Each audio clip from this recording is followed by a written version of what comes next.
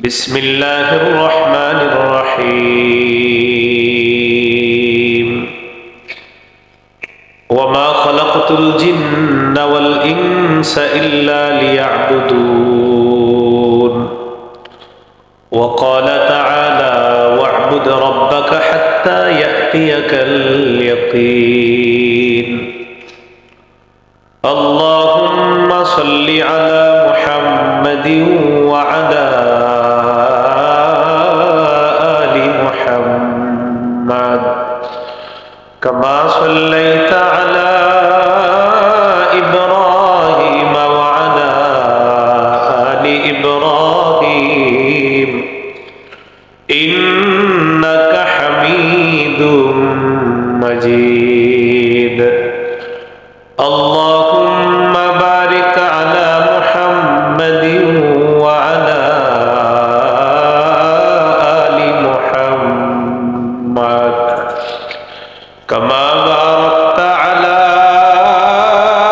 إبراهيم وعلى آل إبراهيم إنك حميد مجيد اللهم إني أعوذ بك من شر لساني ومن شر سمعي ومن شر بصري ومن شر مني Gazipur Ideal Islamic School and Madrasa উদ্বোধন উপলক্ষে আজকে মাহফিলে উপস্থিত হযরত উলামায়ে কেরাম, মুসলমান ভাইয়েরা, পর্দার আড়ালে অবস্থানরত মা বোনেরা, আল্লাহ তাআলার দরবারে শুকরিয়া আদায় করছি। আল্লাহ আমাদেরকে এই মাহফিলে উপস্থিত হওয়ার তৌফিক দান করেছেন বলে আলহামদুলিল্লাহ।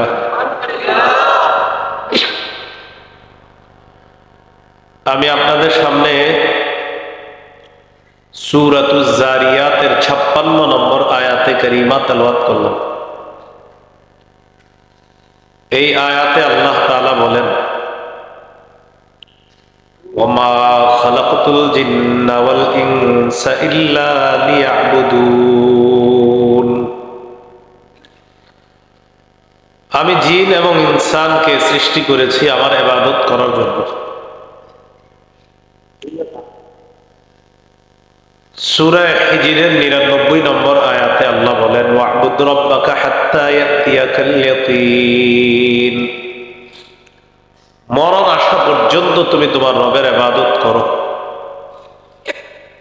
তাহলে প্রথম কথা, আমাদেরকে আল্লাহ সৃষ্টি করেছেন ইবাদত করার জন্য। কতদিন? মরণ পর্যন্ত। ইবাদত কাকে বলে? আল উবুদিয়্যাহ একটা কিতাব আছে। এই কিতাবের 33 নম্বর পৃষ্ঠা আছে, কুল্লু খুদুইন লাইসা ফাওকাহু খুদুউন। প্রত্যেক ওই বিনয় যে বিনয়ের পর আর বিনয় নাই, আর বিনয় হতে পারে না, এটাকে ইবাদত বলে। প্রত্যেক এমন বিনয় যে বিনয়ের পর আর বিনয়ী হওয়া সম্ভব না, এটাকে কি বলে? ইবাদত।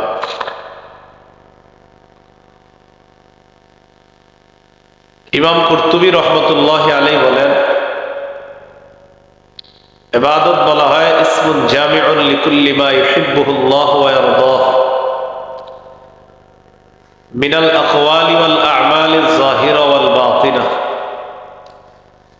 প্রকাশ্যে গোপনে ভালো কথা বলা, ভালো কাজ করা, যদি এটা আল্লাহ পছন্দ করেন, এটা কি ইবাদত বলে? গোপনে প্রকাশ্যে ভালো কথা, ভালো কাজ যদি কেউ করে, আর এটা যদি আল্লাহ তাআলা পছন্দ করেন, এটা কি ইবাদত বলে? পবিত্র কোরআনে ইবাদত সম্পর্কে মৌলিক দুটি কথা আছে।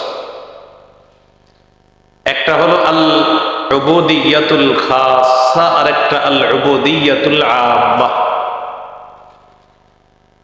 একটা বিশেষ ইবাদত আর একটা সাধারণ ইবাদত। সাধারণ ইবাদত বা আল উবুদিয়্যাতুল আম্মা, সাধারণ দাসত্ব, সাধারণ গোলামির মধ্যে সবাই অন্তর্ভুক্ত।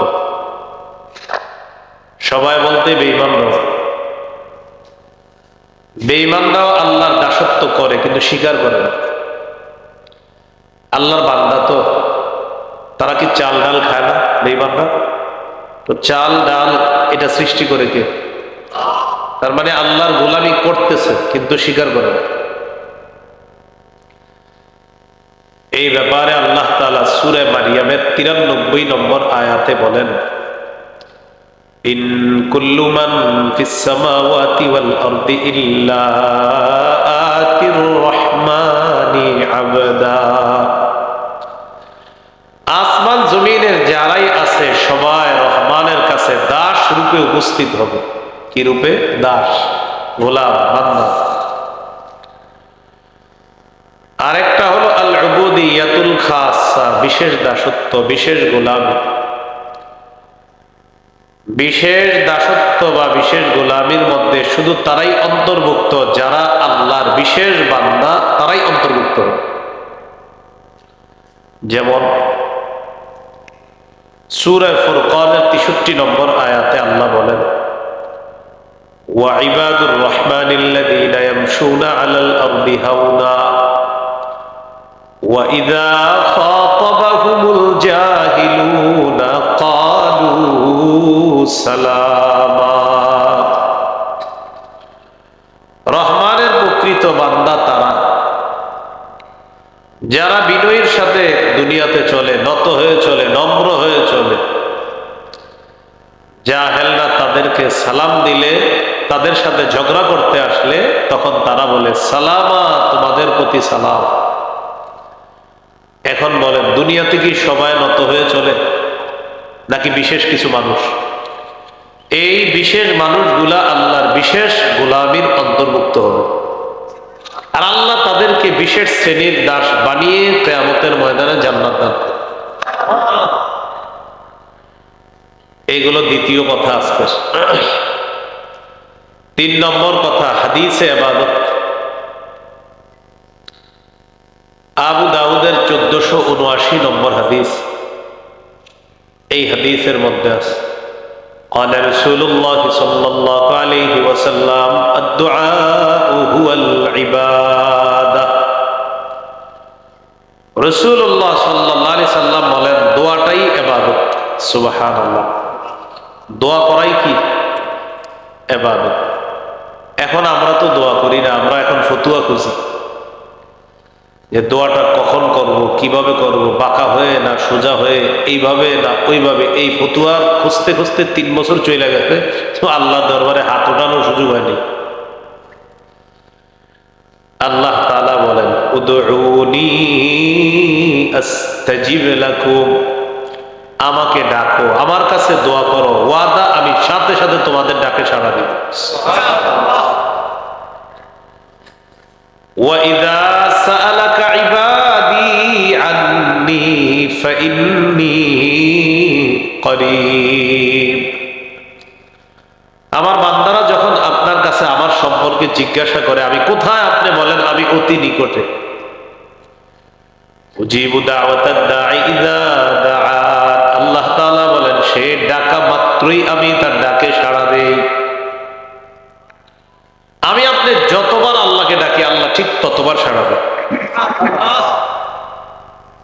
তাহলে দোয়া করা এটা ইবাদত। বলেন দোয়া করা কি? ইবাদত। মাঝে মাঝে হাত উঠায়া দোয়া করেন। হুজুর সবার সাথে করবো না তো ঠিক আছে, একা একাই করেন, হাত উঠায়া দোয়া করেন। এইভাবে বুক বরাবর উঠাবেন। আবু দাউদের 1488 নম্বর হাদিসে আছে, হাত এই বরাবর উঠানো আপনার, উঠাইতে উঠাইতে মোটামুটি উপরে উঠা যাবে। কিন্তু আমরা দোয়ার সময় হাত এরকম করি, ঠিক না? দাড়ি খুঁচাই, জামাত ঠিক করি, পাশের জনকে বলি এই তুইও হাত উঠা, এভাবে বলি পাশের জনকে দোয়ার সময়। মানে দোয়ার সময় হাত উঠা, সবাই হাত উঠা, আমিন আমিন, মানে এটা কোনো বিষয় না। আবার অনেকে এইভাবে পিঠা বানাইতে থাকে দোয়ার সময়, আল্লাহ পিঠা চিনেন, এক জাতীয় পিঠা এইভাবে বানায়, এই পিঠা বানায় দোয়া করার সময়। আল্লাহর সাথে তামাশা করেন। আল্লাহর কাছে ভিখারির মতো চাইতে হবে। কার মতো বলেন? আমি ভিক্ষুক, আল্লাহর কাছে এইভাবে চাইতে হবে। আল্লাহ তাআলা তো বলে দিয়েছেন, ওয়াল্লাহুল গনিয়্যু ওয়া আনতুমুল ফুকারা, আল্লাহ ধনী, তোমরা দরিদ্র, তোমরা গরিব। আমরা সবাই আল্লাহর কাছে মুখাপেক্ষী, এই জন্য মুখাপেক্ষী বান্দার মতো আল্লাহর কাছে চাইতে হবে। আল্লাহ তৌফিক দান করে। তিরমিজির হাদিস, 2201 নম্বর হাদিস। এই হাদিসের মধ্যে আছে, قال رسول الله صلى الله عليه وسلم العبادة في الهرج كهجرة إلي। নবীজি বলেন, ফিতনার জামানায়, ফিতনার যুগে ইবাদত করা আমি নবীর কাছে হিজরত করার মতো সওয়াব। কলহ বিপর্যয়ের জামানায় ইবাদত করা, ফিতনার জামানায় ইবাদত করা, এটা হলো কলহ বিপর্যয়ের জামানা। নবী বলেন, ওই জামানায় ইবাদত করা আমি নবীর কাছে হিজরত করার মতো সওয়াব। সাহাবীদেরকে আল্লাহ নবী বললেন, ওই জামানায় আমার উম্মত ইবাদত করবে, আল্লাহ তাআলা তাদের একজনকেই 50 জনের সওয়াব দান করবেন। সাহাবীরা প্রশ্ন করলেন, হুজুর কোন 50 জন? নবী জবাব দিলেন, আজরু 50 মিনকুম, তোমাদের 50 জনের সওয়াব ওই ফিতনার জামানায়, এই তোমরা সাহাবীদের 50 জনের সওয়াব ফিতনার জামানায় এক উম্মতকে আল্লাহ দিয়ে দিবেন। ফিতনার জামানায় তোমাদের 50 জনের সওয়াব আল্লাহ তাআলা এক উম্মতকে দিয়ে দিবেন। সাহাবীরা বললেন, হুজুর কোন 50? নবী বললেন, তোমরা 50, এই তোমাদের 50 জনের সওয়াব তাদেরকে দাও। এই জন্য এই যুগে ইবাদত করতে পারাটা, এটা সৌভাগ্যের লক্ষণ মনে করা। আল্লাহ আমাদের সকলকে ইবাদত যথাসম্ভব বেশি থেকে বেশি করার তৌফিক দান করে। ইবাদত মানে গোলামি, দাসত্ব, আল্লাহর যত বেশি দাসত্ব করা যায়। মুসনাদে আহমদ হাদিসের কিতাব, এই কিতাবের 8695 নম্বর হাদিস। এই হাদিসের মধ্যে আছে, قال رسول الله صلى الله عليه وسلم إن العبد إذا كان على طريقة حسنة من العبادة قيل للملك المؤكل به اكتبوا بمثل عمله إذا كان طليقا।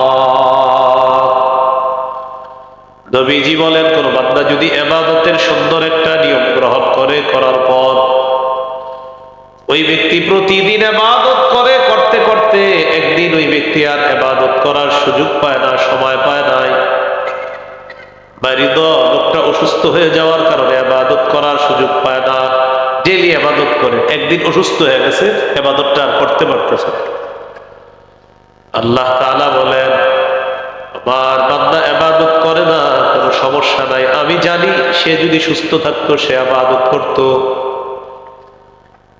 অসুস্থ হওয়ার কারণে ইবাদত করতে পারে নাই, তোমরা কিন্তু সওয়াব লেখা বন্ধ করবা না। সুস্থ থাকা অবস্থায় ইবাদত করলে যে সওয়াব দিতা, আজকে অসুস্থতার কারণে ইবাদত না করলেও সওয়াব লেখা বন্ধ করবা না। এই জন্য ইবাদতের উত্তম কোন পদ্ধতি গ্রহণ করার চেষ্টা করা। আল্লাহ তৌফিক দান করেন। হাদিসের একটা কিতাব আছে, সহিহুল জামে, এই কিতাবের 4214 নম্বর হাদিস। এই হাদিসের মধ্যে আসছে, আপনাদের ইমাম সাহেব নামাজ পড়াইছে, পড়ানোর পর সুন্নত পড়ছে, সুন্নত পড়ার পর উনি নফল নামাজ না পড়ে রুমে চলে আসছে, আইসে কিতাব পড়তেছে। কিতাব, ওনার আগামীকাল ক্লাস আছে সকালে, এই জন্য এই কিতাব পড়তেছে, অথবা আগামীকাল জুমা পড়াবে, জুমার বয়ান উনি কিতাবে দেখতেছে। এর মধ্যে আপনারা কিছু মুসল্লি যারা নফল ইবাদতে দাঁড়িয়ে গেছেন, ইবাদত করতেছেন, রাসূলুল্লাহ সাল্লাল্লাহু আলাইহি সাল্লাম বলেন, ফাদলুল ইলমি আহাব্বু ইলাইয়া মিন ফাদলিল ইবাদাহ। কোন আলেমের ইলম অন্বেষণ করা আর তোমরা সাধারণ মানুষের ইবাদত করা, এই তোমাদের ইবাদত করারও ফজিলত আছে। তোমাদের ইবাদতের যে ফজিলতটা সাধারণদের, তোমাদের নফল ইবাদতের ফজিলতের চাইতে আলেমের ইলম অন্বেষণের মর্যাদা, ফজিলত আমি নবীর কাছে আরো বেশি। কারণ একজন আলেম পড়াশোনা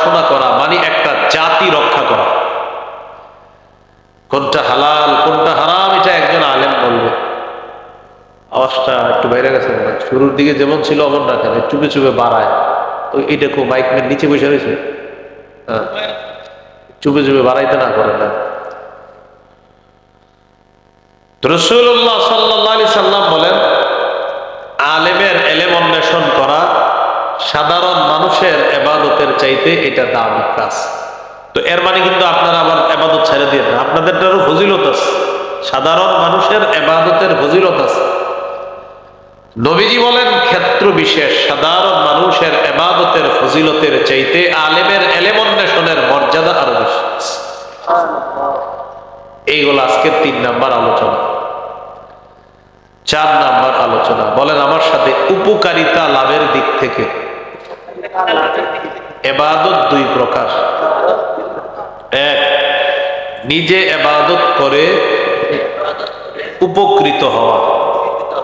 2, অন্যের সাহায্যে ইবাদত করে সওয়াব কামাই করা। একটা নিজে ইবাদত করে সওয়াব পাবেন, আর একটা অন্যের সাহায্যে ইবাদত করে সওয়াব পাবেন। এ হলো উপকারিতা লাভের দিক থেকে ইবাদত 2 প্রকার। 1 নাম্বার, নিজে ইবাদত করে সওয়াব কামাই করবেন। যেমন তিরমিজির হাদিস 2909 নম্বর হাদিস, قال رسول الله صلى الله عليه وسلم خيركم من تعلم القرآن وعلمه। নবীজি বলেন, তোমাদের মধ্যে সর্বোত্তম ওই ব্যক্তি যে কোরআন শিখে এবং অন্যকে শিখায়, সে তোমাদের মাঝে সর্বোত্তম ব্যক্তি। এখন আপনি কোরআন শিখলেন, কোরআন শিখার পর আপনি ডেইলি কোরআন পড়তেছেন, কোরআন এই যে নিজে নিজে কোরআন পড়তেছেন, সওয়াব পাইতেছেন, কোরআন পড়তেছেন, সওয়াব পাইতেছেন, এটা নিজে ইবাদত করে সওয়াব কামাই করেন। রাতের বেলা কেউ যদি কোরআন পড়তে পারেন, আল্লাহর সাকিনা সরাসরি আসবে, সরাসরি। সুবহানাল্লাহ। হয়তো আপনি দেখবেন না, কিন্তু এক সাহাবীকে আল্লাহ সাকিনা দেখায় দিচ্ছে। সহিহ বুখারীর বর্ণনা 5011 নম্বর হাদিস। এই হাদিসের মধ্যে আছে, কানা রাজুলুন ইয়াকরাউ সূরাতাল কাহফি, এক ব্যক্তি রাতের বেলা সূরা কাহফ তেলাওয়াত করতেছিলেন। ফাতাওয়াশাতহু সাহাবা, রাতের বেলা যখন সূরা কাহফ তেলাওয়াত করতেছিলেন, আকাশের মেঘখণ্ড এসে তার বাড়ির উপর দাঁড়ায় গেছে। সুবহানাল্লাহ, মেঘখণ্ড। তো এইভাবে তাকাইছে, ওনার ঘোড়াটার দিকে তাকাইছে, তাকায় দেখে ফাজা আলা ফারাসুহু ইয়ানফিরু, তার ঘোড়াটা লাফায়। তিনি যত কোরআন পড়ে তার ঘোড়া তত লাফায়। কোরআন তেলাওয়াত শেষ, ঘোড়ার লাফানিও বন্ধ, ওই মেঘখণ্ড আকাশে উঠে যায়। নবীজির কাছে গেলেন, যাওয়ার পর বললেন, ইয়া রাসূলুল্লাহ, রাতের বেলা কোরআন তেলাওয়াত করতেছিলাম, হঠাৎ দেখি মেঘখণ্ড। নবীজি বললেন, তিলকা সাকিনাতু তানাজ্জালাত বিল কুরআন, কোরআন পড়লে সাকিনা নাজিল হয়, যা মানুষ অনেক সময় দেখতে পায় না। আল্লাহ তাআলা গত রাতে তোমাকে সাকিনা সরাসরি দেখায় দিছে। এটা সাকিনা, এটা প্রশান্ত। রাতের বেলা একটু কোরআন পড়ে। এবার একটু চিন্তা করেন তো, রাত্রে 3টা বাজে এই যে মাদ্রাসার ছাত্ররা তেলাওয়াত করে 3টা-4টায়, কি পরিমাণ সাকিনা নাজিল হয়। এই জন্য তো গাঁজাখোরদের উপরে আযাব আসে না। যারা আপনার মদ, গাঁজা, ইয়াবা, বাবা আসক্ত, তাদের উপর আযাব আসে না কেন? ওই যে আশেপাশে 3টা-4টায় এত পরিমাণ কোরআন তেলাওয়াত শুরু হয়ে যায়, একদিক দিয়ে সাকিনা আসতে থাকে, তাই গাঁজুট্টিরাও বাইসে যায়। যে পরিমাণ অপরাধ। কিন্তু আলহামদুলিল্লাহ এখন আমাদের বাংলাদেশটাকে একদম পুরা বলা যায়, আমাদের বাংলাদেশ মসজিদ মাদ্রাসার দেশ।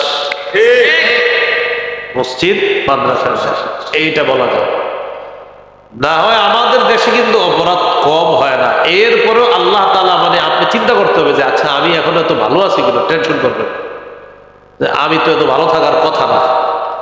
এই টেনশনের জবাব দিবেন ওই যে 3টা-4টা বাজে বাচ্চাগুলা, নাবালেগ বাচ্চা, এই ঠান্ডা দিয়ে উইঠা উজু করে কোরআন পড়বে। একটু ভাবতে পারেন, আল্লাহর কালাম নাবালেগ শিশুরা রাত 3টা-4টায় পড়তেছে, আল্লাহ গজব উঠায় দেয়। এই জন্য তো কোরআন শিখলে মানুষ মানুষ হয়। বলেন কোরআন শিখলে কি হয়? আল্লাহ তাআলা বলেন, আর রহমান আল্লামাল কুরআন খালাকাল ইনসান। আমি অনুবাদটা কিভাবে করি দেখেন, ওলামা হযরত আছেন, রহমান তিনি, আল্লামাল কুরআন যিনি জন্মগত মানুষকে কোরআন শিখিয়ে, খলাকাল ইনসান প্রকৃত মানুষ বানিয়েছেন। বললাম আর রহমান, রহমান তিনি, আল্লামাল কোরআন যিনি জন্মগত মানুষকে কোরআন শিখিয়ে খলাকাল ইনসান আসল মানুষ বানাইছে। এটা কিন্তু ডাইরেক্ট অনুবাদ না। ডাইরেক্ট অনুবাদ হলো রহমান তিনি, আল্লামাল কোরআন কোরআন শিখিয়েছেন যিনি, তারপর খলাকাল ইনসান মানুষ বানিয়েছেন। তো আমরা তো জানি আগে মানুষ সৃষ্টি, তারপর কোরআন শিখিয়েছে। তো এই জন্য ওইটা মাথায় রেখে আমি বললাম আর রহমান, রহমান তিনি, খলাকাল ইনসান রহমান তিনি, আল্লামাল কোরআন জন্মগত মানুষকে যিনি কোরআন শিখিয়ে খলাকাল ইনসান প্রকৃত মানুষ বানিয়েছে। এই জন্য মানুষ জন্ম নিলে জন্মগত মানুষ হয়, কোরআন শিখানোর পর তিনি প্রকৃত মানুষ হয়। এখন এই জায়গায় আপনারা যারা আছেন, আমাদের সন্তান প্রকৃত মানুষ হোক সবাই চাই না? এটা আগে আমার সাথে বলেন, বলেন জন্মের পর মানুষ জন্মগত মানুষ হয়, কোরআন শিখার পর মানুষ প্রকৃত মানুষ হয়। বলেন এজন্য আল্লাহ বলেছেন রহমান তিনি, কোরআন শিখিয়েছেন যিনি, প্রকৃত মানুষ বানিয়েছেন তিনি। কোরআন কারে শিখিয়েছেন? জন্মগত মানুষ। কোরআনটা শিখাইছে কাকে? জন্মগত মানুষকে। এই শিখানোর পর খলাকাল ইনসান প্রকৃত মানুষ বানিয়েছে। তাহলে শিখলাম জন্ম নিলেই মানুষ আসল মানুষ হয় না, জন্মগত মানুষ হয়। আল্লামাল কোরআন সেই মানুষটাকে আল্লাহ কোরআন শিখায়, খলাকাল ইনসান এরপর তারে একজন প্রকৃত মানুষ আল্লাহ বানায়। তো আল্লাহ আমাদেরকে প্রকৃত মানুষ হওয়ার তৌফিক দান করেন। তো বলছিলাম কোরআন পড়বেন, সওয়াব কামাই করবেন, এটা একটা। আপনারা যদি কেউ চান যে হুজুর আজকে আমার তেলাওয়াতটা যেন ফেরেশতারা শোনে, ঠিক আজকে রাতেই শুনবে। এখন বাসায় গিয়ে পড়বেন, এই আজকে রাতেই ফেরেশতা আপনার তেলাওয়াত শুনবে। সহিহ মুসলিমের বর্ণনা, উসাইদ ইবনে হুজাইর একজন সাহাবীর নাম, মনে যদি রাখতে পারেন আল্লাহ রাখার তৌফিক দান করেন। উসাইদ ইবনে হুজাইর, কি নাম ভাই? উসাইদ ইবনে হুজাইর। এই উসাইদ ইবনে হুজাইরের একটা আস্তাবল ছিল ঘোড়ার। আমরা গরুর ঘরকে বলি গোয়াল ঘর, আর ওই জামানায় আপনার ঘোড়ার ঘরকে আস্তাবল ইত্যাদি বলা হতো। এই ঘোড়ার আস্তাবলে তিনি কোরআন পড়তেছেন, পাশে ঘোড়া বাঁধা, আর ওনার পাশে তার সন্তান ইয়াহইয়া তিনি ঘুমাইতেছে। কল্পনা আনেন তো একটু, সাহাবী ঘোড়ার ঘরে, ঘোড়াও ঘুমায়, ঘোড়াটা বাঁধা আছে, আর তার সন্তান ইয়াহইয়া তিনি ঘুমায়, আর একজন সাহাবী কোরআন তেলাওয়াত করতেছে রাতের বেলা। তো সাহাবী কোরআন তেলাওয়াত করতেছে, হঠাৎ দেখে আকাশের এক খণ্ড মেঘ, তবে এই মেঘের ভিতরে এরকম ছোট্ট ছোট্ট লাইট, বাতি দেখা যায়। বাতি কি দেখা যায়? বাতি।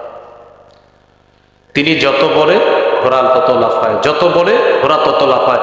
লাফাইতে লাফাইতে তিনি ভয় পেয়ে গেলেন, না জানি ঘোড়া লাফাইতে লাফাইতে আমার সন্তান ইয়াহইয়াকে পদপিষ্ট করে সন্তানকে মেরে ফেলতে পারে। উনি তেলাওয়াত থামিয়ে দিয়েছেন। সকালবেলা নবীজির কাছে আসছে, হুজুর একটা ঘটনা ঘটছে। কি হয়েছে? রাতের বেলা কোরআন তেলাওয়াত করতেছিলাম। আচ্ছা, তারপর? আকাশের মেঘখণ্ড আমার বাড়ির উপরে আসছে, আমার ঘোড়াটা লাফানো শুরু করছে। নবীজি বললেন, ইকরা ইবনে হুজাইর, ও উসাইদ ইবনে হুজাইর, তুমি যদি আরো পড়তা, তুমি যদি দাওয়াত তাবলীগের সাথে যারা জড়িত আছেন, মাশাআল্লাহ প্রতিদিন তালিম শোনেন, ফাজাইলে আমলের মধ্যেও মুসলিমের এই হাদিসটা আছে। ফাজাইলে আমলে মুসলিম শরীফের এই হাদিসটা আছে। দেখেন ওইরেন, এতদিন শুনতে শুনতে এখনো অবস্থায় নাই, আসার পর ডেলি তালিম হয়। হ্যাঁ, অনেকটি পরে এই জন্য মুখস্থ রাখা যায় না। মাশাআল্লাহ, এটাও একটু বইরেন, ভালো করে বইরেন। অসংখ্য হাদিস ফাজাইল আমলের মধ্যে আছে। ফাজাইল আমল নিয়ে কথা বলে অনেকে, কিন্তু ফাজাইল আমলের মূল যেই লেখাগুলো, এগুলো নিয়ে আপনি কথা বলতে পারবেন না। টিকা টুকায় হয়তো কিছু ঝামেলা আছে, মূল লেখা কোন কিতাবের আপনি ঝামেলা পাবেন না, সব কিতাবে ঝামেলা পাবেন, কিন্তু মূল যেটা ফাজাইল আমলের মূল, ওই মূলগুলাতে আপনি ঝামেলা পাবেন না। হ্যাঁ, টিকায় কিছু সমস্যা আছে, সেগুলো সংশোধন করা হয়েছে। এখন আবার নতুন ফাজাইল আমল যেটা, এটা আপনারা ক্রয় করে নিতে পারেন। এটাতে ওলামায়ে কেরাম কাজ করছে, এটাতে আলহামদুলিল্লাহ এখন আর সমস্যা নাই। তো কিতাবের মধ্যে কোনো রেওয়ায়াত দুর্বল ঢুকে যাওয়াটা এটা অস্বাভাবিক কিছু না।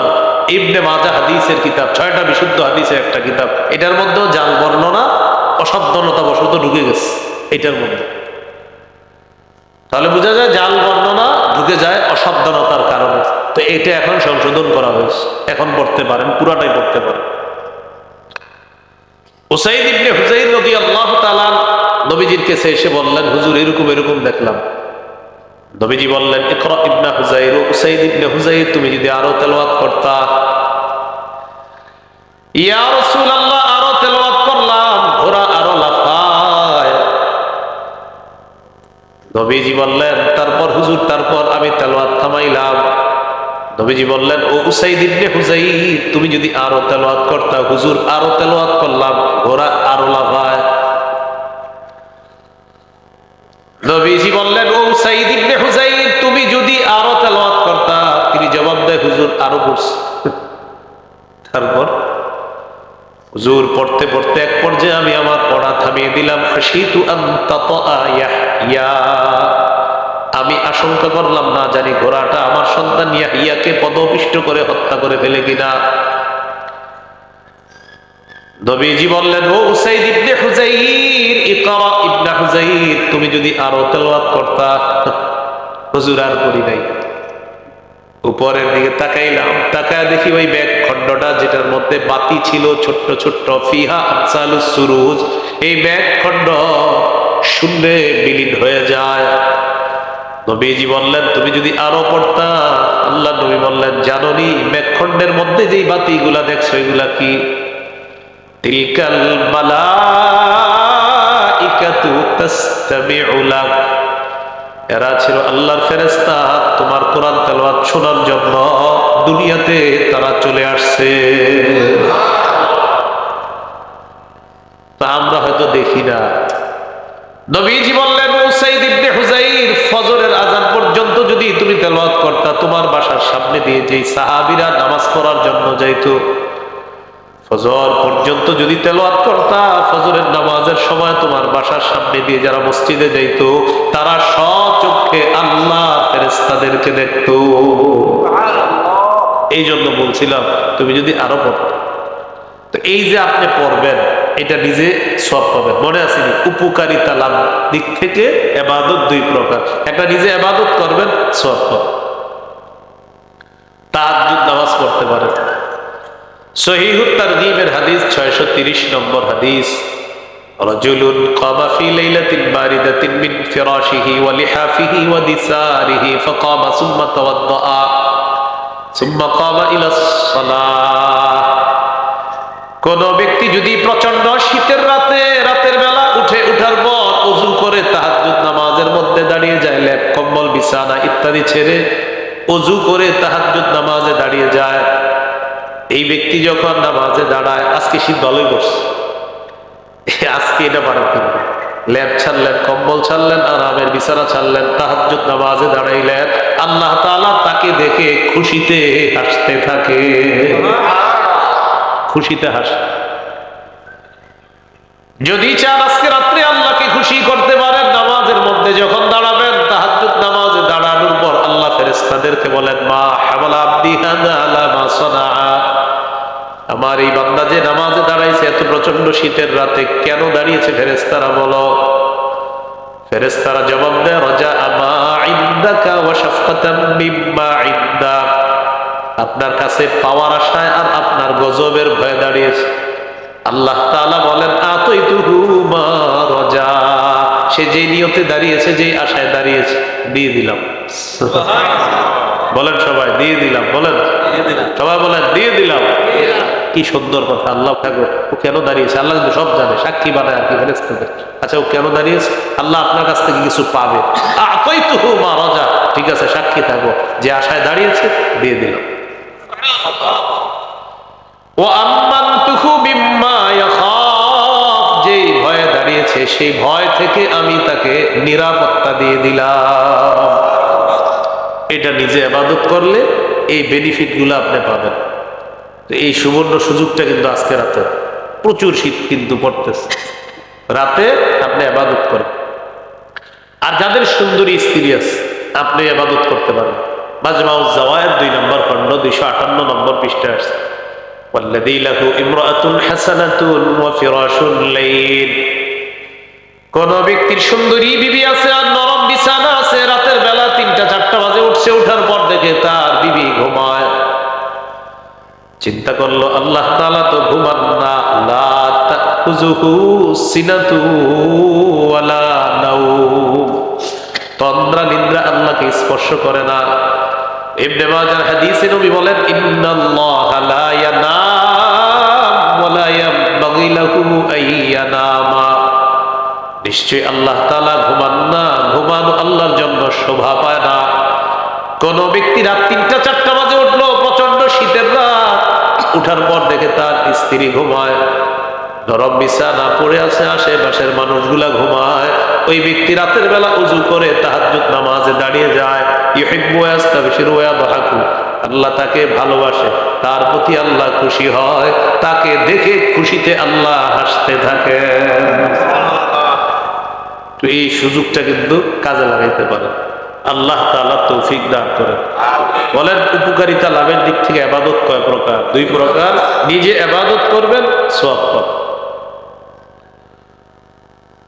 তিরমিজির হাদিস 1910 নম্বর হাদিস, 2910 قال رسول الله صلى الله عليه وسلم من قرأ حرفا من كتاب الله فله به حسنة والحسنة بعشر أمثالها لا أقول ألف لام ميم حرف ولكن ألف حرف ولام حرف وميم حرف।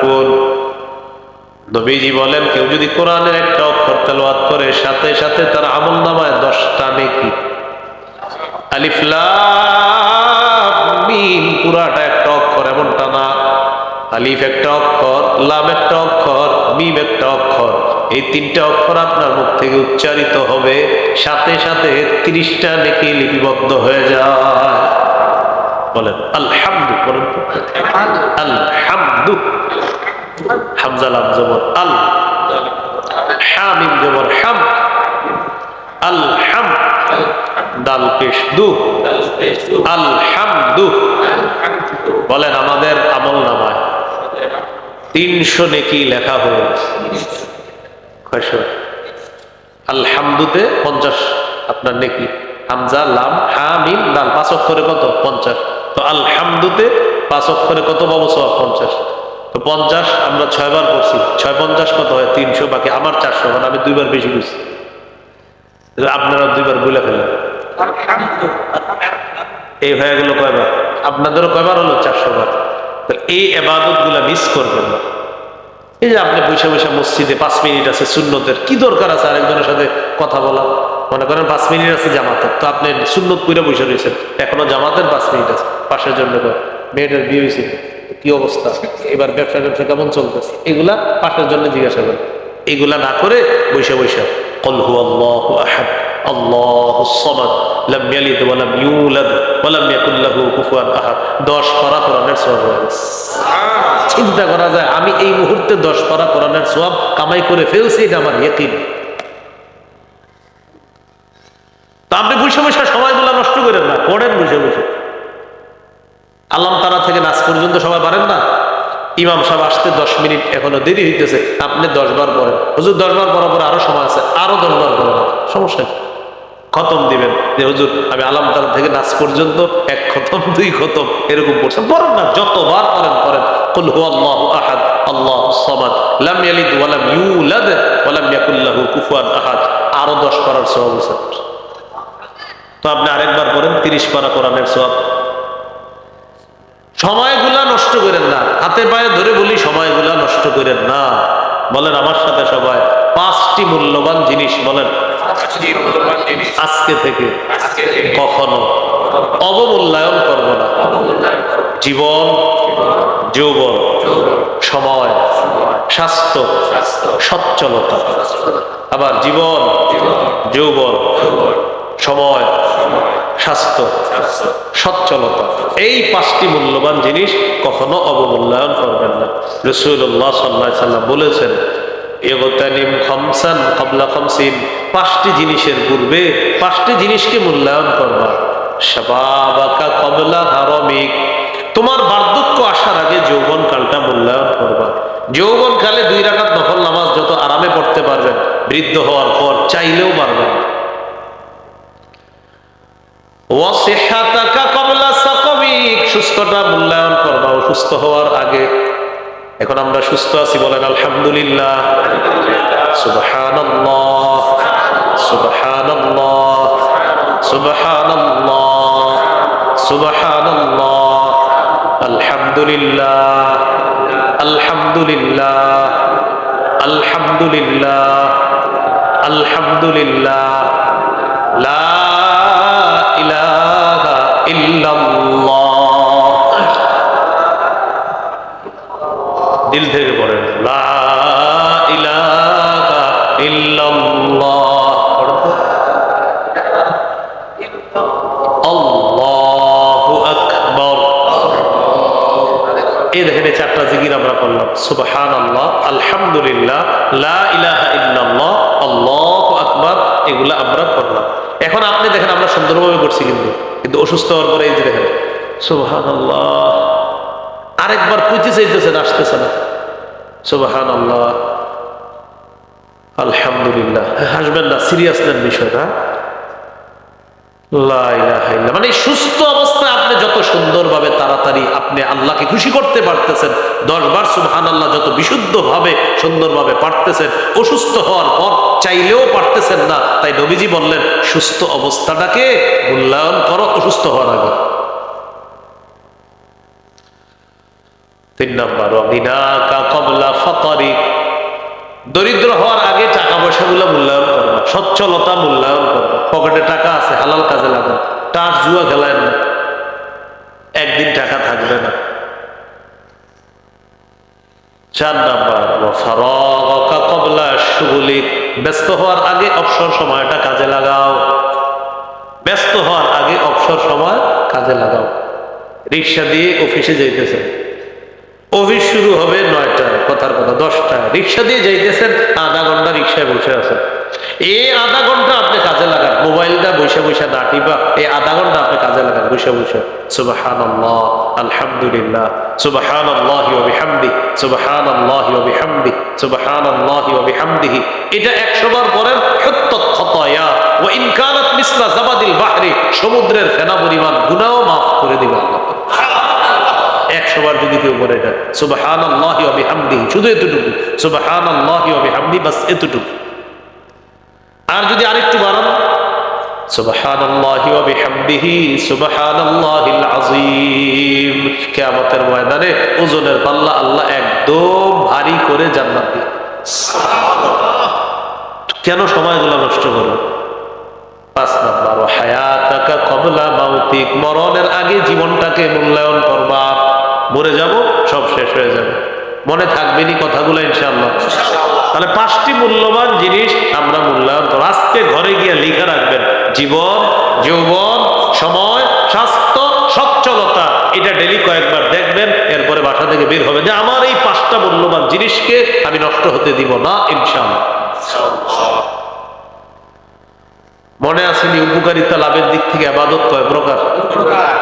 এক, নিজে নিজে ইবাদত করবেন, উপকার। 2 নাম্বার, অন্যের সাহায্যে ইবাদত।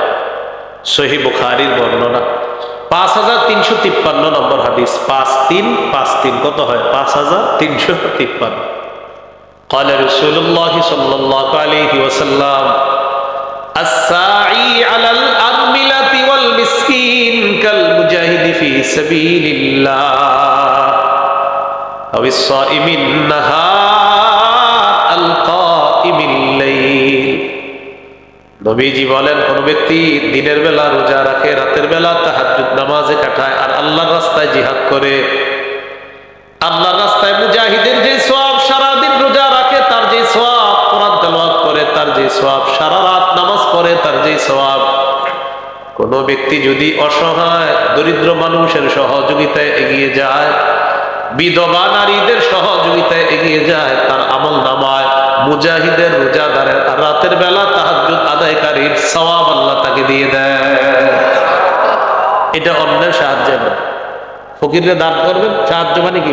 আপনি যে দান করলেন এটা আপনারই লাভ। যে আমি দরিদ্রকে দান করলাম, ওর কারণে আমি সওয়াব পেয়েছি। আমি বিধবাকে দান করলাম, তার কারণে আমাকে আল্লাহ সওয়াব দান করবেন। রক্তের সম্পর্ক রক্ষা করা এটা একটা দামি কাজ, অন্যের সাহায্যে সওয়াব কামাই করা। করবো না ইনশাআল্লাহ?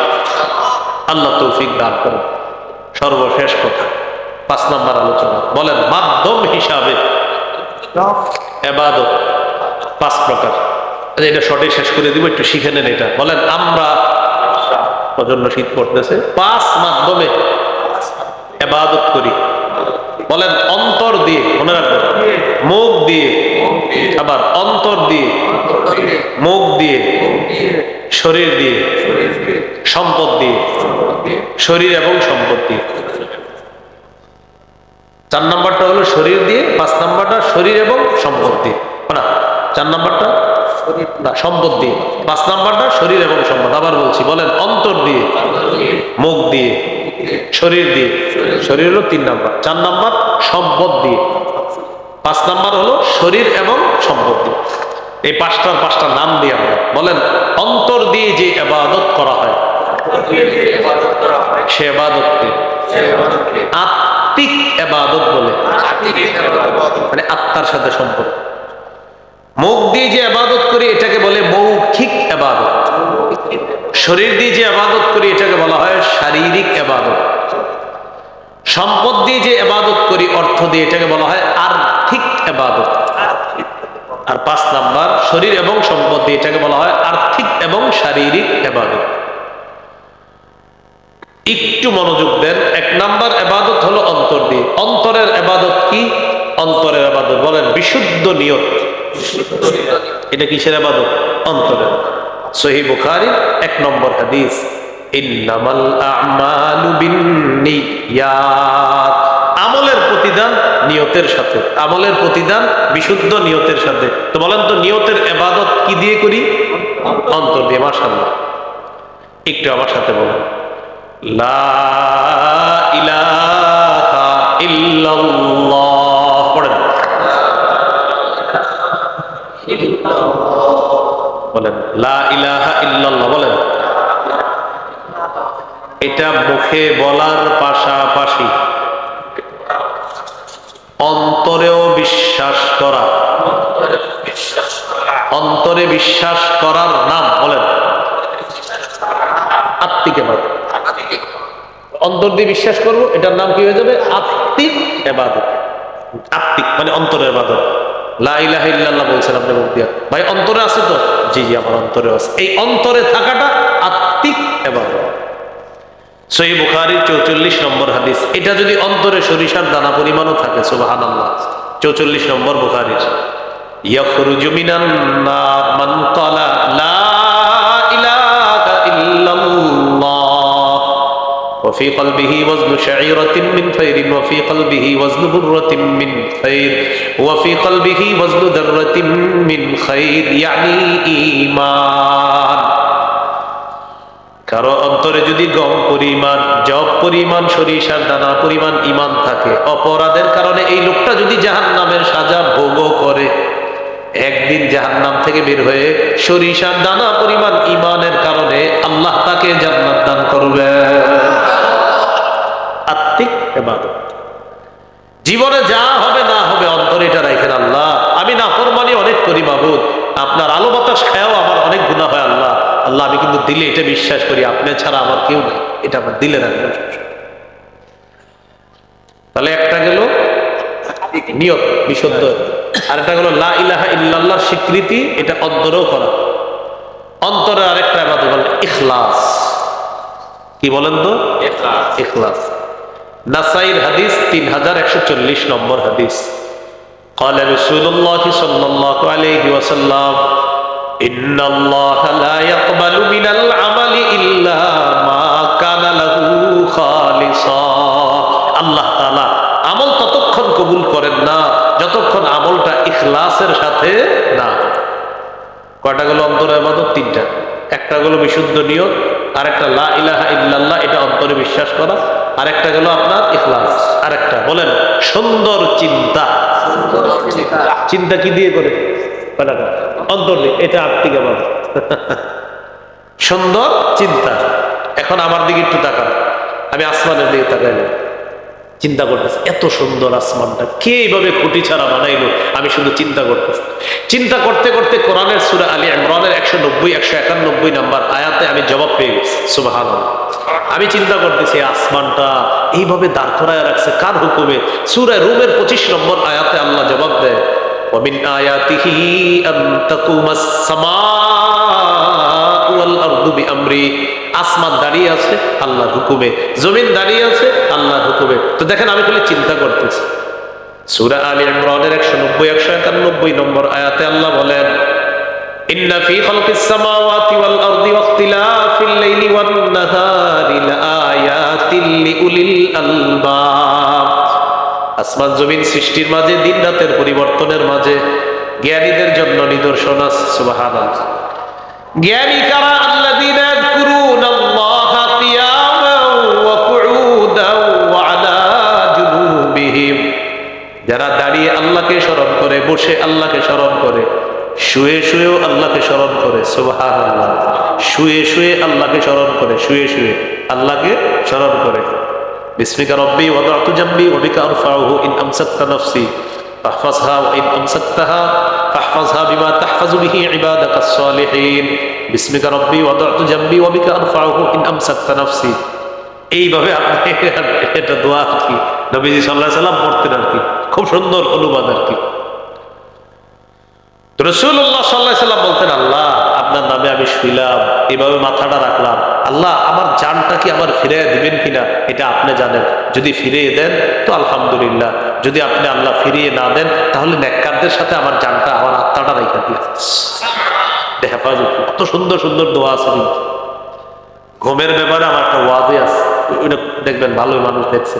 ঘুমের ব্যাপারে একটা ওয়াজ আছে, শুধু ঘুমের ব্যাপারে, ঘুমানোর সময় কি কি করবেন এটা আলাদা একটা ওয়াজ আছে। তো সেটা একটু সার্চ করে নিয়ে ওই এগুলোকে যোগাযোগ রাখলে আপনার কেমনে জানিয়ে দিয়ে দিব, সমস্যা নেই। রাসূলুল্লাহ সাল্লাল্লাহু আলাইহি সাল্লাম আমাদেরকে শিখিয়ে দিয়েছেন সুন্দর চিন্তা করা। তো চিন্তা করতে করতে ওয়ায়াতাফাক্কারুনা ফি খালকিস সামাওয়াতি ওয়াল আরদি রাব্বানা মা খালাকতা হাযা বাতিলা। আসমান জমিন নিয়ে জ্ঞানীরা চিন্তা করে, আসমান এইভাবে খুঁটি ছাড়া কে বানিয়েছেন, জমিন এইভাবে ভাসমান পানির উপর কে রেখে দিলেন, চিন্তা করে জ্ঞানীরা চিন্তা করে। এরপরে চিন্তা করার পর বলে, রব্বানা মা খালাকতা হাযা বাতিলা। আল্লাহ আসমান জমিন আপনি অনর্থক সৃষ্টি করেন নাই। এখন বলেন চিন্তা করে কারা? বলেন আসমান নিয়ে চিন্তা করে কারা?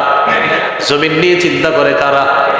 এবার দেখেন আল্লাহ তাআলার আসমান নিয়ে চিন্তা করলাম, আল্লাহ জবাব দিয়ে দেয়, ওয়াজআলনাস সামাআ সাকফাম মাহফুজা। আমি আসমানকে তোমাদেরকে সুরক্ষা দেওয়ার জন্য সুরক্ষিত ছাদ হিসাবে স্থাপন করে দিলাম।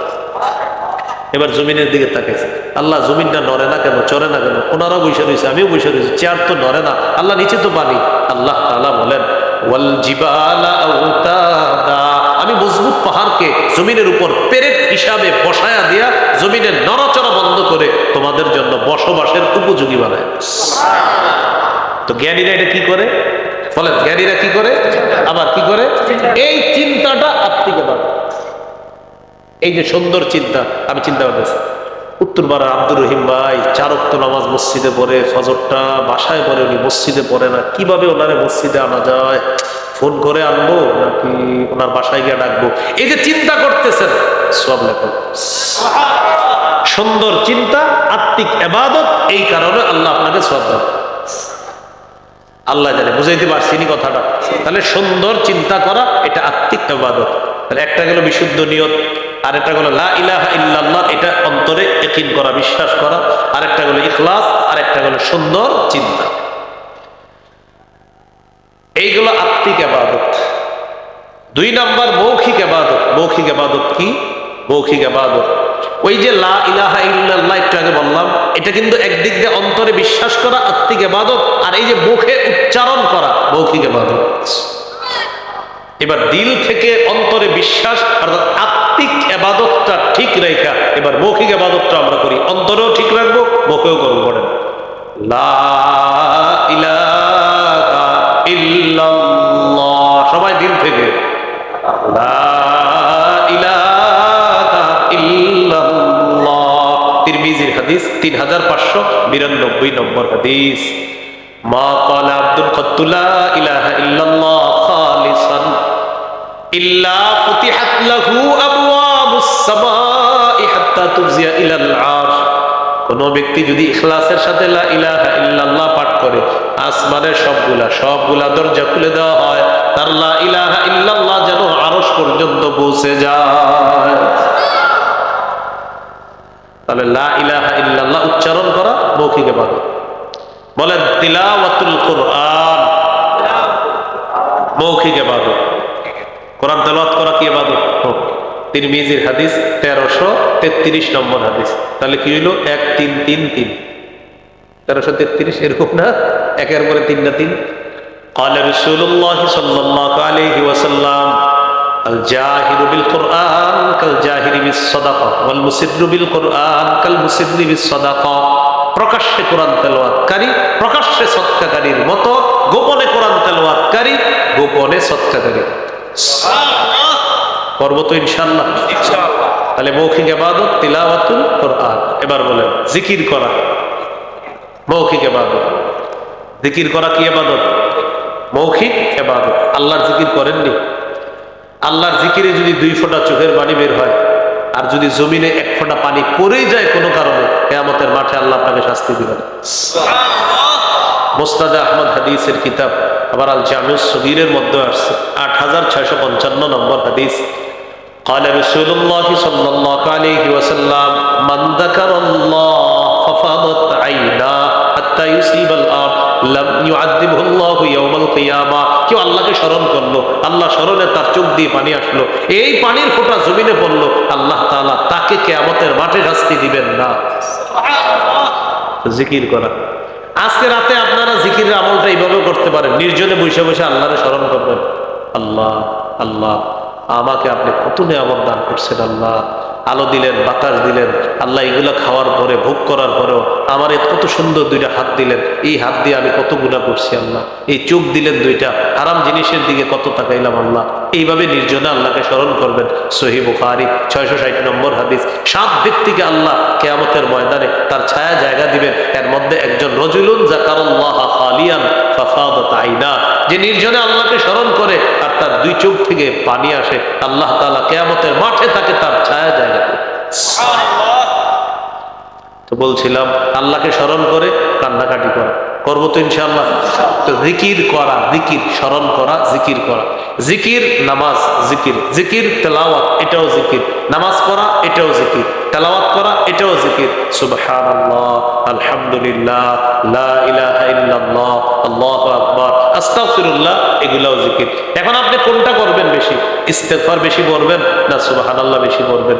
দোকানে কাস্টমার নাই, এই মুহূর্তে কি করবেন আপনি? কাস্টমার আসতেছে না, একটু পরে আসবে হয়তো, বৈশা বৈশা আপনি জিকির করেন। এখন আস্তাগফিরুল্লাহ পড়বেন না সুবহানাল্লাহ?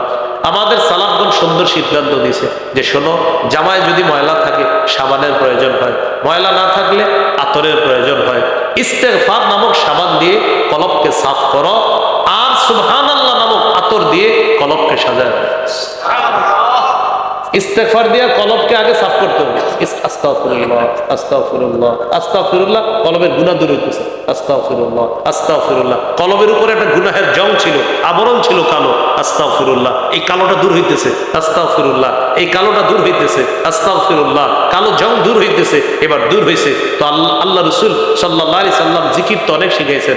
বুজুর্গ সালফে সালেহিনগণ বলেন, এখন কলব থেকে তোমার মোটামুটি মনে হচ্ছে যে কলবটা সাফ হয়েছে, এখন সাফ কলবকে আতর লাগাইতে হবে। এবার সুবহানাল্লাহর জিকির বাড়ায় দাও, এই সুবহানাল্লাহ দিয়ে কলবকে সাজায়। তাহলে ইস্তেগফার বেশি না সুবহানাল্লাহ বেশি? এটা আশা করি বুঝে আসছে। গুনার মাত্রা যদি বেশি হয় কতক্ষণ ইস্তেগফার পড়ে নেবেন, পড়ে নিয়ে এবার গুনাহের এই কলবটাকে সাফ করবেন, সাফ করার পর এবার সুবহানাল্লাহ দিয়ে এটাকে সাজাবেন। কোরআন হাদিস যারা পড়াশোনা করবেন, যেমন আপনারা জেনারেল লাইনের অনেকে পড়েন, বই বসে বসে বই পড়েন, আপনারা পড়ার আগে অনেকক্ষণ ইস্তেগফার পড়ে নেবেন। হুজুর ইস্তেগফার কেন পড়বো? বলেন যত বেশি, বলেন ইস্তেগফার যে যত বেশি পড়বে তার তত বেশি গুনাহ ঝরবে, যত বেশি গুনাহ ঝরবে তত বেশি মেধা বাড়বে। এটা ছাত্র করে মুখস্থ করে তো, ইস্তেগফার যত বেশি পড়বে গুনাহ তত বেশি ঝরবে, গুনাহ যত বেশি ঝরবে মেধা তত বেশি বাড়বে। এই জন্য কোরআন হাদিস পড়ার আগে অনেকক্ষণ ইস্তেগফার পড়বেন। হুজুর কেন পড়বো? ইস্তেগফার পড়ার মাধ্যমে কলবটাকে সাফ করবেন, সাফ করার পর এবার এই কলবের মধ্যে কোরআন হাদিস রাখবেন। এক গ্লাস পানি যদি আমার দেওয়া লাগবে না, তো পানি দিবেন এক গ্লাস, নিচে এক ফোঁটা প্রস্রাব আর উপরে মনে করেন পুরোটা পানি, এক ফোঁটা মাত্র প্রস্রাব আর বেশিরভাগ পানি। আমি কি জীবনে পান করবো এটা? না। এই জন্য প্রস্রাব এক ফোঁটা থাকার কারণে এটার মধ্যে আমরা পানি রাখতে চাই না, দুধ রাখতে চাই না। তো বলেন কলবের মধ্যে গুনাহ আছে, সেখানে কোরআন হাদিস থাকবে কিভাবে? এই জন্য মাদ্রাসা ছাত্রদের জন্য নজরের গুনাহ করা কল্পনাও করা যাবে না, কারণ ওরা কোরআন শিখবে, ওরা হাদিস শিখবে, ওদের কলব, ওদের পাত্র, ওদের ভাণ্ড এটা সাফ থাকতে হবে। সেখানে আল্লাহ তার কোরআন হাদিসের নূর আল্লাহ তৈরি করে দেবে। তো মনে থাকবে ইস্তেগফার যত পড়বো গুনাহ তত ঝরবে, গুনাহ যত ঝরবে মেধা তত বাড়বে। আল্লাহ আমাদেরকে আমল করার তৌফিক দান করুন। আমি যার কাছে বুখারীর এক অংশ পড়ছি, বুখারীর সানির প্রথম অংশটা যার কাছে পড়ছি, আমার উস্তাজ মুহতারম শেখুল হাদিস হযরত মাওলানা মুফতি আব্দুল ওয়াহিদ কাসিমি দামাত বরকাতুহু আলিয়া হুজুর এই কথাটা ক্লাসে বলছিলেন যে ইস্তেগফার যত পড়বা গুনাহ তত ঝরবে, গুনাহ যত ঝরবে মেধা তত বাড়বে। প্রশ্ন করছি হুজুর এটা কেমন কথা আপনি বললেন? হুজুর জবাব দিয়েছিলেন, হ্যাঁ ইস্তেগফারে তোমার গুনাহ ঝরে, গুনাহ ঝরলে মেধা বাড়ে। কারণ গুনাহের সাথে আর মেধার সাথে একটা সম্পর্ক হলো, মানুষ যত গুনাহ করবে তার মধ্যে কোরআন সুন্নাহের নূর তৈরি হবে না। এই জন্য ইমাম শাফি রহমতুল্লাহ আলাইহি তার উস্তাদ এটাই বলছিলেন যে গুনাহ ছেড়ে দাও, গুনাহ ছেড়ে দিলে দেখবা পড়াশোনা তোমার মুখস্থ থাকবে, পড়াশোনা তোমার মনে থাকবে। তো গুনাহ আমরা বেশি করে ফেলি, তো এটা কিভাবে আমরা দূর করব? ইস্তেগফারের মাধ্যমে দূর করে কলবকে সাফ করব, সেখানে কোরআন সুন্নাহ রাখতে। আল্লাহ আমাদেরকে এরকম বাসার পরিবেশগুলোও করার তৌফিক দান করুন। বাসা কেন বললাম? ছাত্রটা এই জায়গায় 2 মাস পড়াশোনা করে মাশাআল্লাহ একটা ভালো একটা অবস্থান তৈরি হচ্ছে, এক সপ্তাহ গিয়া এই টেলিভিশনে ধারাবাহিক দেখতে দেখতে বেচারা সব শেষ। তাহলে আপনি তো এই জায়গায় 2 মাস করে সার্ভিস দিলেন ভালো, এখন বাসায় গিয়ে তো ওরে শেষ করে দিলেন। এই জন্য অভিভাবক যারা আছেন বাসাটা ঠিক করেন, বাসার পরিবেশটা ঠিক করেন। কেন? আপনার সন্তানের সোনালী ভবিষ্যতের জন্য বাসাটা ঠিক করেন। আল্লাহ বুঝার তৌফিক দান করেন। মনে আসেনি মৌখিক ইবাদত জিকির করা, তেলাওয়াত করা, এবার বলেন দোয়া করা। এটা কি ইবাদত? মৌখিক। আল্লাহর কাছে বেশি বেশি দোয়া করবেন, আল্লাহ আমল করার তৌফিক দান করেন। তাহলে মৌখিক ইবাদতও 4টা বললাম। লা ইলাহা ইল্লাল্লাহ মুখে বলা, এটা শ্রেষ্ঠ একটা মৌখিক ইবাদত। জিকির করা শ্রেষ্ঠ মৌখিক একটা ইবাদত। তেলাওয়াত করা মৌখিক ইবাদত। আর একটা হলো কি করা? আপনার দোয়া করা। সত্য কথা বলা এটাও মৌখিক ইবাদত। সুবহানাল্লাহ।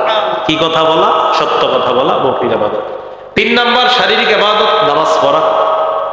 4 নাম্বার আর্থিক ইবাদত, আর ব্যাখ্যার সুযোগ নাই, এটা হলো আপনার যাকাত দেওয়া, সদকা করা।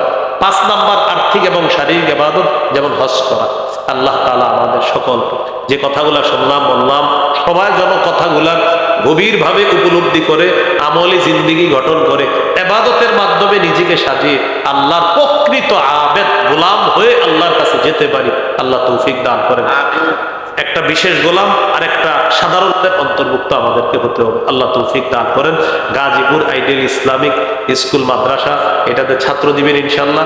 তো যেহেতু আপনারা অনেকে জেনারেল শিক্ষাটাও চান ইসলামী শিক্ষার পাশাপাশি, তো এখানে আপনি আপনার সন্তানকে দিলে একদিক দিয়ে কোরআন হাদিস শিখতেছে, আরেক দিক দিয়ে জেনারেল নলেজটাও তার হইতেছে। এই জন্য আমরা চেষ্টা করবো ইনশাল্লাহ। আমি তো প্রশ্নের উত্তর দিতে পারি। প্রশ্নের উত্তর এটা রেজাউল করিম আপনার বাইরে জিজ্ঞাসা করবেন। হ্যাঁ ঠিক আছে। প্রশ্ন আমার দিয়ে না, আমার দিয়ে না প্রশ্ন করে। এরা কিন্তু ক্যামেরা ভালো করে রেডি করছে যে প্রশ্নটা দিবেন আর আমি উত্তরটা দিব, কিন্তু এরা তো জানেন আমি তো জীবনও দিব না। মানে প্রশ্ন উত্তর যে আরিফ বিন হাবিব যখন মাহফিলে প্রথম প্রশ্নের উত্তর দিলেন, এটা কালকে লিখবে, লেখার পরে সবাই বলবে দেখি বাস ব্যবসা একটু হয়ে গেল। প্রশ্নের উত্তরটা আমি মাহফিলে দিয়ে না আমার। আচ্ছা আচ্ছা, আমাদের গাজী আল মাহমুদ ভাই, তার মা অসুস্থ, আমরা তার জন্য দোয়া করব। আর আমরা তার জন্য দোয়া করবো, এই জন্য তার অনেকগুলা আল্লাহ তাআলা তার মাধ্যমে অনেকগুলা প্রতিষ্ঠান চালায়, প্রতিষ্ঠানগুলোর জন্য দোয়া করব। সর্বশেষ আপনাদের সাথে অনেকক্ষণ ক্লাসের মতো কিছু আলোচনা করলাম। ক্লাসের মতো মনে হয়েছে না, নাকি ওয়াজ ওয়াজ মাহফিলের মতো মনে হয়েছে না ক্লাসের মতো? এই ক্লাসের মতো যে মনে হলো আমাদের, এই জন্য মাদ্রাসায় একটা সন্তান দেন, মাদ্রাসায় দেন, ছাত্রদেরকে দেন, সন্তানদেরকে দেন। ইনশাআল্লাহ এখান থেকে যোগ্য আলেম, যোগ্য ওয়াইজ, যোগ্য স্কলার, যোগ্য দায়ী ইনশাআল্লাহ এখান থেকে তৈরি হবে। আল্লাহ তাআলা এই প্রতিষ্ঠান সহ আরো যতগুলো প্রতিষ্ঠান আছে গাজী আল মাহমুদ সাহেবের পরিচালিত, ওই প্রতিষ্ঠানগুলো সহ গাজীপুর সহ আমাদের বাংলাদেশের সমস্ত দ্বীনি প্রতিষ্ঠানগুলো, সারা পৃথিবীর দ্বীনি প্রতিষ্ঠানগুলোকে আল্লাহ তাআলা কবুল করেন। الحمد لله رب العالمين والعاقبة للمتقين والصلاة والسلام على سيد الأنبياء والمرسلين وعلى آله وأصحابه أجمعين. ربنا ظلمنا أنفسنا وإن لم تغفر لنا وترحمنا لنكونن من الخاسرين. رب ارحمهما كما ربياني صغيرا. মাবুদ মেহেরবান মাওলা, আল্লাহ এই মাহফিলকে আপনি কবুল করেন, আল্লাহ এই মাহফিলকে আপনি কবুল করেন, আল্লাহ এই মাহফিলকে আপনি কবুল করেন। আল্লাহ এখানে ঘোষণা দিছে যে আমারে নাকি এখানে আনছে উদ্বোধন করার জন্য। আল্লাহ আল্লাহ এটা তো কিয়ামতের আলামত। আল্লাহ আল্লাহ যেহেতু আমার নাম ঘোষণা করেই ফেলছে মাওলা, এখন আমার তো আসলে কিছু করার নাই। আল্লাহ যেহেতু আমার নাম তারা ঘোষণা করছে, আল্লাহ আল্লাহ এখানে তো মুরব্বী বড় বড় ওলামায়ে কেরাম থাকার কথা ছিল। আল্লাহ আমি গুনাহগার, আপনার কাছে বলে যাচ্ছি প্রতিষ্ঠানটা আপনি কবুল করেন। আল্লাহ এই প্রতিষ্ঠান আপনি কবুল করে নেন। আল্লাহ এই প্রতিষ্ঠান আপনি কবুল করে নেন। আল্লাহ যে মাকসাদ নিয়ে আগাইতেছে, আল্লাহ তাদের এই মাকসাদকে আপনি পুরা করেন। আল্লাহ যোগ্য আদর্শ সুসন্তান যেন এই প্রতিষ্ঠান থেকে তৈরি হয়, আল্লাহ আপনি তৌফিক দান করেন। আল্লাহ আপনি সূরা রহমানে বলে দিয়েছেন, কোরআন শিখানোর পর একটা মানুষকে আপনি প্রকৃত মানুষ বানান। আল্লাহ এই আইডিয়াল স্কুলের মাদ্রাসার মূল টার্গেট হলো একজন সন্তান যেন মানুষের মতো মানুষ হতে পারে। আল্লাহ এই জন্য এই মাদ্রাসা, এই স্কুল, আল্লাহ মেহেরবানি করে এই স্কুল মাদ্রাসাটাকে আপনি কবুল করে নেন। আল্লাহ এলাকার যারা আছে তাদের সকলের প্রতি, সকলের অন্তরে এই মাদ্রাসার প্রতি মহব্বত তৈরি করে দেন। এই আইডিয়াল ইসলামিক স্কুলের মাদ্রাসার প্রতি সকলের ভালোবাসা তৈরি করে দেন, উলামায়ে কেরামের ভালোবাসা তৈরি করে দেন। আল্লাহ এই জাতীয় প্রতিষ্ঠান আরো অনেক বেশি হওয়া দরকার। আল্লাহ আল্লাহ মেহেরবানি করে এই প্রতিষ্ঠানের যাত্রা শুরু হলো, আল্লাহ এটাকে কেন্দ্র করে মাওলানা যে কথা বলছে যে এখান থেকে যেন ভার্সিটির শিক্ষা পায়, আল্লাহ তিনি তো মুখ দিয়ে বলে ফেলেছে, আপনি কবুল করলেই হয়ে যায়। আল্লাহ আল্লাহ মেহেরবানি করে আপনি কবুল করে নেন। আল্লাহ দারুল উলুম দেওবন্দ, ডালিম গাছের নিচ থেকে যদি এত বড় একটা প্রতিষ্ঠান হতে পারে, আল্লাহ তাহলে আমরা আপনার বান্দা মাওলা। আল্লাহ আমরা বলে ফেলছি যেহেতু আপনি কবুল করে দেন। আল্লাহ এই প্রতিষ্ঠান থেকে ইসলামী শিক্ষার পাশাপাশি ইউনিভার্সিটির যে শিক্ষা আছে, এই শিক্ষা বাস্তবিক অর্থে যেন এখান থেকে ছাড়া নিতে পারে, আল্লাহ তৌফিক দান করেন। এমন একটা প্রতিষ্ঠান হিসাবে আপনি কবুল করে নেন। আল্লাহ আমাদেরকে মাফ করেন, আল্লাহ আমাদেরকে মাফ করেন। যাদের মা বাবা অসুস্থ, সুস্থ বানায় দেন। আল্লাহ যাদের মা বাবা কবরে শায়িত আছে, তাদের কবরগুলা জান্নাতের বাগান বানায় দেন। আল্লাহ গাজী ভাইয়ের আম্মা অসুস্থ, তাকে সুস্থতা নসিব ফরমান। আল্লাহ আরেকজন তার বাবার জন্য দোয়া চেয়েছে, যে নিয়তে দোয়া চেয়েছে মাওলা তার নিয়তকে আপনি পুরা করেন। আল্লাহ আরো হয়তো অনেকে আমার কাছে বলতে পারে নাই, আল্লাহ মেহেরবানি করে তাদের প্রত্যেকের মনের নেক আশা মাকাসিদ গুলো আপনি পুরা করেন। ঈমান ইসলামের উপর অটল থাকার তৌফিক দান করেন, হেদায়েতের উপর অটল থাকার তৌফিক দান করেন। ওলামায়ে কেরাম যারা সফরে আছে, আল্লাহ সকলের সফরকে নিরাপদ করে দেন। আল্লাহ আমি এই মুহূর্তে বাসার উদ্দেশ্যে রওনা করব, সহিহ সালেমে নিরাপদে গন্তব্যে পৌঁছায় দিয়ে আমাদের বাংলাদেশের ওলামায়ে কেরাম আলোচক যারা আছে এই মুহূর্তে তারা বাংলাদেশের প্রত্যন্ত অঞ্চলে আছে। আল্লাহ প্রচন্ড শীতের রাত, বিভিন্ন অঞ্চলে হয়তো প্রচন্ড কুয়াশাও চলছে মাওলা।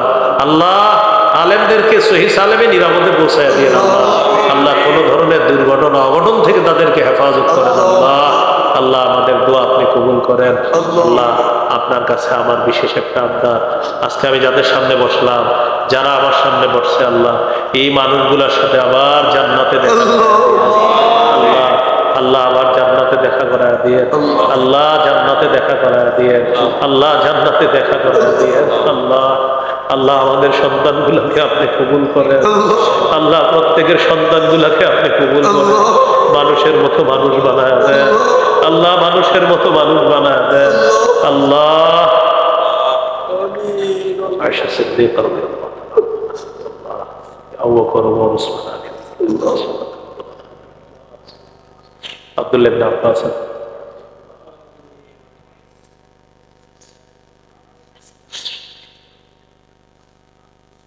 আল্লাহ এখানে যারা হাত তুলছে, কার কত কি ব্যথা, মনে কি আশা, আল্লাহ আপনি জানেন। প্রত্যেকের নেক আশাগুলা পুরা করেন, ব্যথাগুলা দূর করে দেন। যারা ঋণী ঋণ পরিশোধের ব্যবস্থা করে দেন, যারা অভাবী অভাব দূর করে দেন, ব্যবসায়ীদের ব্যবসায় বরকত দিয়ে দেন, চাকরিজীবীদের কামায় বরকত দিয়ে দেন, যে যে পেশায় আছে ছোট বড় হালাল পেশায় ভরপুর বরকত দিয়ে দেন। আল্লাহ আমরা এখানে যারা আয়োজক, শ্রোতা, মাইকম্যান সহ এলাকাবাসী সকলকে পাঁচ ওয়াক্ত নামাজি বানান। সুবহানা রাব্বিকা রাব্বিল ইজ্জাতি আম্মা ইয়াসিফুন, সালামুন আলাল মুরসালিন, আলহামদুলিল্লাহি রাব্বিল আলামিন। আসসালামু আলাইকুম।